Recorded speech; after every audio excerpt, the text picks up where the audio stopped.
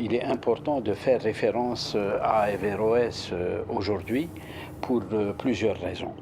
Il a été un pont de la pensée entre l'Orient et l'Occident.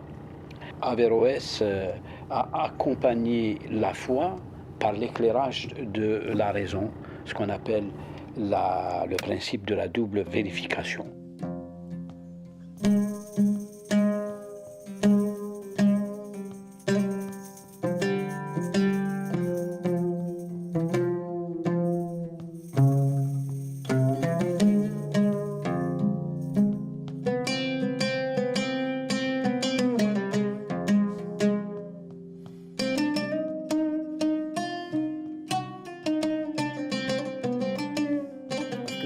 Averroès est multiple. C'est un philosophe qui met en avant la raison. C'est un juriste, naturellement. C'est un médecin, donc un savant sur un certain nombre de matières absolument essentielles. Mais ce qui m'a attiré fondamentalement dans la vision d'Averroès, c'est sa remise en cause d'un certain nombre de vérités définitives sur lesquelles on ne discutait pas. Sa pensée se résume en deux idées principales. La première, c'est la séparation de la foi et du savoir. Il était profondément croyant, mais en même temps profondément rationnel. Et puis, dans une démarche de raison incroyable qui était complètement contradictoire avec sa foi.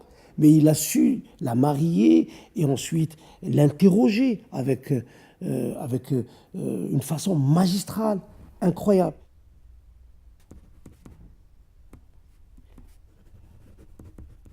L'importance d'Averroès, c'est aussi un dénominateur commun avec toutes les civilisations de l'humanité. Il a été, disons, il a marqué, il a influencé le monde latin, il a marqué l'Europe. Voilà ce qu'il nous dit. Nous affirmons catégoriquement que partout où il y a contradiction entre un résultat de la démonstration et le sens obvi d'un énoncé du texte révélé, il nous dit que cet énoncé est susceptible d'être interprété suivant des règles d'interprétation, n'est-ce pas, conformes aux usages de la langue arabe. C'est là une proposition dont nul musulman ne doute et qui ne suscite point d'hésitation chez le croyant, n'est-ce pas ?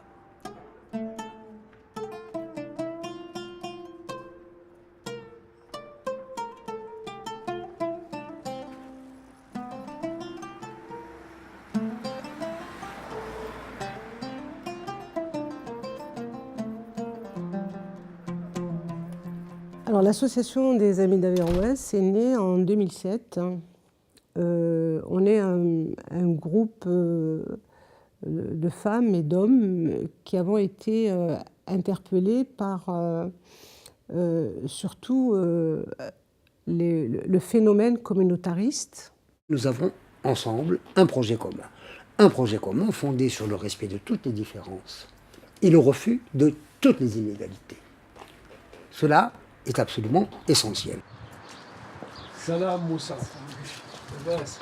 L'association des Amis d'Averroès de Toulouse a été surtout pensée ou conçue comme un espace de dialogue, de rencontre, d'échange, de gens venant de différents horizons, qui ont différentes formations, qui ont différents avis, qui ont différentes opinions, etc.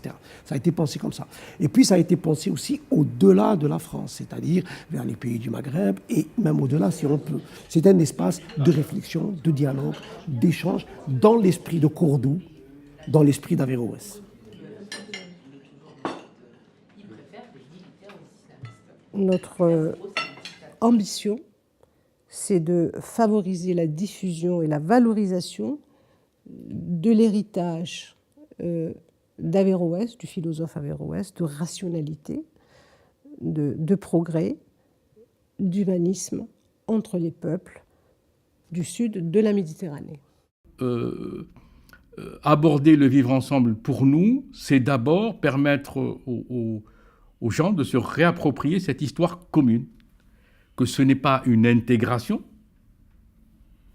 même s'il y a effectivement des habitudes, mais c'est une pensée qui s'est construite aussi avec l'autre rive de la Méditerranée. Nous ne sommes pas une association religieuse, hein. On ne se définit pas du tout par le biais de la religion, du tout. Nous, on est sur des valeurs de laïcité, de diversité, contre le racisme, contre l'intégrisme et contre le communautarisme, que ça soit clair. À l'époque d'Averroès, les juifs, les chrétiens, se posaient tous cette question, comment associer, comment mettre ensemble la foi et la raison. Et tous, par exemple saint Anselme, c'est fides quaerens intellectum, c'est-à-dire la foi cherche une raison pour se justifier.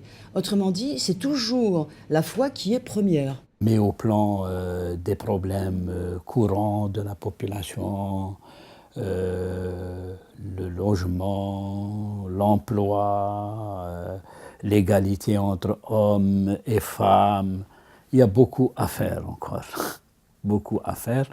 Et on est encore loin du grand rêve, en tous les cas de notre génération, qu'on avait, investi dans le mot magique d'indépendance. Souvent, on appelle les gens à respecter les valeurs de la République, respecter les lois de la République. Sauf que la République, c'est pas seulement respecter des valeurs et des lois. Il faut que la République soit présente partout. Et la présence de la République ne peut pas être seulement une présence policière. Alors, la République, on ne peut pas dire que la République n'a pas fait son boulot. L'école existe, elle est ouverte à tous, elle est même obligatoire. Maintenant, qu'est-ce qui se passe dans l'école? Qu'est-ce qui s'y passe? Bon, moi j'ai fait des études et ça allait de soi que j'allais trouver du boulot, ça ne m'a jamais préoccupé. Voilà, je ne pense pas que ce soit le cas des jeunes aujourd'hui. Donc effectivement, il y a un changement dans la façon d'aborder le monde, mais qui n'est pas forcément une régression de pensée. Je viens d'Alger, où je circulais, où j'ai fait mes études, où j'ai fait mes enfants. J'étais femme quand je suis arrivée à Toulouse. Et donc, je n'ai pas connu l'émancipation à Toulouse. Moi, c'est l'Algérie indépendante qui a fait de moi femme émancipée. Moi, je vous ai raconté tout à l'heure, une jeune fille qui est venue, qui n'était pas voilée, mais simplement divorcée, une jeune fille d'origine maghrébine, une jeune femme d'origine maghrébine qui avait une petite fille et qui me dit je suis toute seule, j'ai divorcé. J'ai dit alors, sur le temps de la boutade, on vous a importé un mari musulman du Maghreb. Et elle m'a dit c'est exactement ça. Je dis mais enfin, bon, j'ai discuté avec elle. Et à la fin, cette jeune fille s'est effondrée en larmes en me disant vous m'avez déculpabilisé. Les femmes qui, quand on se balade à Alger, c'est très gênant, on n'est pas à l'aise parce que beaucoup de femmes autour sont voilées. Et moi, je me sens étrangère. C'est un peu ça qui a alimenté l'existence de cette association et c'est notre point de départ. C'est de dire, nous revendiquons, s'il devait y avoir un Occident, de l'Occident aussi, mais pas par intégration, mais notre histoire, en tout cas ce que nous considérons comme étant notre histoire, a contribué à forger cet Occident. Il y a de telles immensités de misère qu'il est honteux d'être heureux. C'est André Gide qui disait ça. Et cette réflexion, elle est toujours d'actualité, parce qu'il y a tellement d'injustices autour de nous, tellement de disparités, de précarité, de fragilité, que la littérature, la poésie ne peut pas ne pas parler de tout cela. Bien sûr, aujourd'hui, la littérature engagée ne fait plus recette. Mais en tous les cas, on doit quand même faire de sa parole un instrument de fraternité.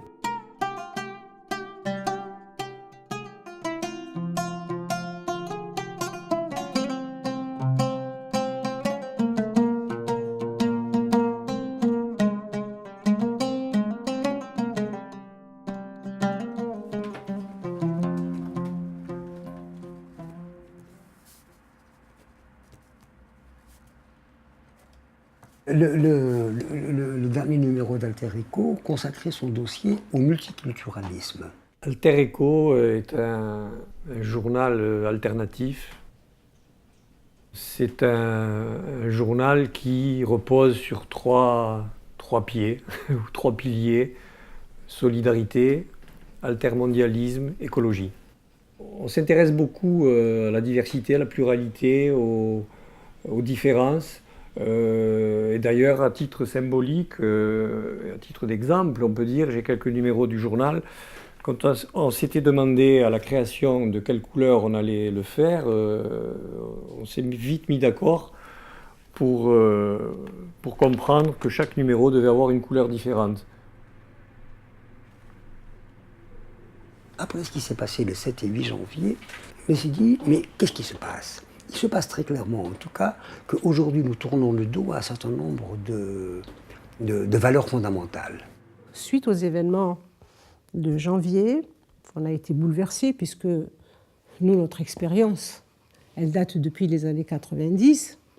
On a été blessés, beaucoup ont payé de leur vie l'expression, la liberté d'expression, ou la liberté tout court. Et donc, on a été bouleversés par les événements en janvier 2015. Et première réaction, bien sûr, on a fait une déclaration. On a condamné le massacre de Charlie Hebdo et les attentats ailleurs antisémites. Des mouvements islamistes se sont développés et qui donnent une dimension politique à la religion, qui n'a rien à voir avec la religion elle-même. Le 27 janvier, donc relativement rapproché naturellement de ce qui s'est passé le 6 et le 7 janvier, bien, nous avons voulu organiser une réunion de la société civile, ou bien une réunion qu'on appelait citoyenne, une rencontre citoyenne. Finalement, oui, cet auditorium, il était archi-comble. Il y avait toutes les tendances, apparemment, puisque le débat a été houleux. Il y a eu beaucoup de questionnements, beaucoup d'intérêt. Même si on n'est pas sorti, parce que la question c'était que faire maintenant, même si on n'est pas sorti avec des propositions, on est sorti en tout cas avec des réflexions et puis l'envie de faire. Mon message a tourné essentiellement autour de la condamnation ferme et sans équivoque de ce qui s'est passé aussi bien pour Charlie, qu'on peut lire ou ne pas lire par ailleurs, hein, mais l'événement en soi, contre l'hypercachère, où des populations étaient massacrées simplement parce qu'elles étaient ce qu'elles étaient. Donc c'est de dire que c'était inacceptable et qu'aucune pensée humaine, religieuse ou autre ne pouvait l'accepter. Quand on est aujourd'hui musulman, c'est-à-dire quand on lit Averroès, quand on s'imprègne d'Averroès, on se libère du poids de la religion sans culpabiliser, sans se dire « j'ai trahi ma religion » ou « j'ai trahi ma culture », etc. C'est-à-dire, Averroès est d'une grande modernité. On peut être du XXIe siècle complètement dans sa religion, comme l'a été Averroès il y a 7 ou 8 siècles.